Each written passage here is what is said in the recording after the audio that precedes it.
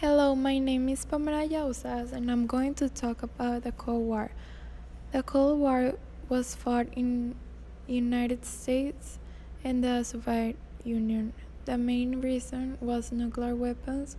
The most important days from the Cold War were the Korean War, June 1950, the space race, 1957, U-2 reconnaissance plane, 1961 Bay of Pigs, 1961 Reagan visits the wall, 1961 Cuban Missile Crisis, 1962 Soviets invade Afghanistan, 1969 reunited Germany, 1989. The term Cold War refers to a state of extreme unfriendliness existing between countries, especially countries with opposing political systems, that expresses itself not through fighting but through political pressure and threats.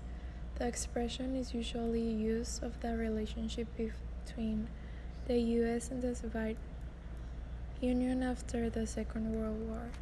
The capitalist bloc was established on the ideas of freedom, majority rule system, private property, and consumerism.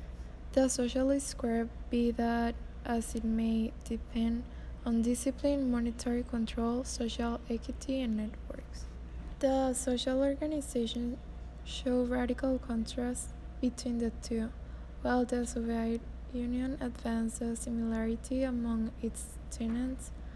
The United States praised decent variety and flexibility of decision, while the Soviet Union unbindingly controlled its economy. The United States advanced a free market and consumerism. The world ended up, for all intents and purposes, separated between two altogether different lifestyles. Now I'm going to interview a friend of mine and I'm going to ask him some questions. What countries were the world leaders during this period? The countries that were the world leaders were United States and the Soviet Union. Why did countries who were allies during the wars become enemies afterwards? I think that the main reason was massive nuclear weapons. Where did the Cold War take place? It took place in Vietnam and Korea. What opinion did the general public have for the Cold War?